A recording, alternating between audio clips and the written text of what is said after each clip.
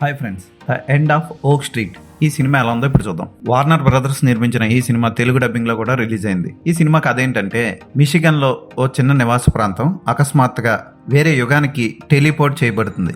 అక్కడ చుట్టూ డైనోసార్లు మనుషులను తినేస్తూ ఉంటాయి. అసలు ఇదంతా ఎందుకు జరిగింది, ఎలా జరిగింది, ఇవన్నీ తెలుసుకోవాలంటే సినిమా చూడాలి. ఇది ఒక థ్రిల్ రైడ్. ఫస్ట్ నుంచి లాస్ట్ వరకు చాలా ఇంట్రెస్ట్ గా సాగుతుంది. ఎలా బయటపడింది ఆ ఫ్యామిలీ అన్నది తెలుసుకోవడం కోసం ప్రేక్షకుడు ఉత్కంఠతో చూస్తాడు సినిమాని.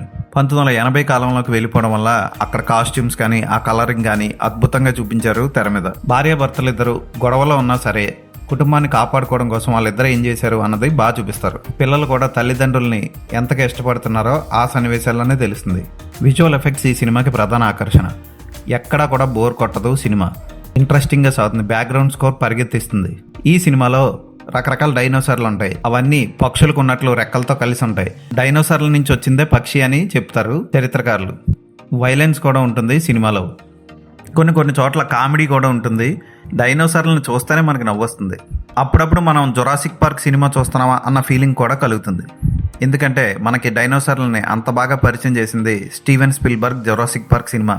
ఫ్యాన్లో టాయిలెట్ పోసుకునే సన్నివేశం నవ్వు తెప్పిస్తుంది. టైంపాస్కి పిల్లలతో కలిసి ఈ సినిమాని చూడొచ్చు.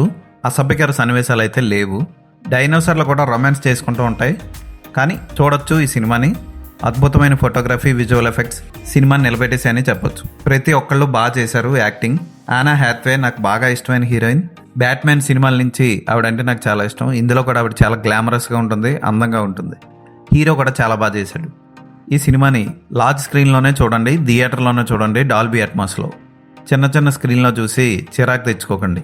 ఫుల్ ఎంటర్టైనర్ ఇది. ఈ సినిమాకి నేను ఇచ్చే రేటింగ్ 3.5/5.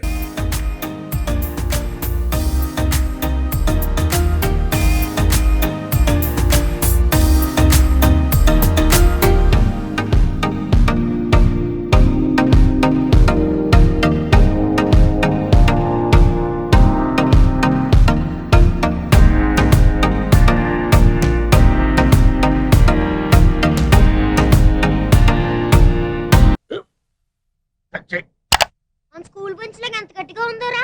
కొట్రా, కొట్టు, పర్లేదు, కొట్టు. పెట్టేసింది బాబాయ్. ఆ, ఏంటి నువ్వు కొడతావా? కమా బిట్ మీ యార్. వద్దు బాబాయ్. వాణ్ణి నేను కొట్టడం లేదమ్మా, వాణ్ణే నన్ను కొట్టమంటున్నాను. నువ్వేం కంగారు పడక్కర్లేదు. అడుగుతావేంటి?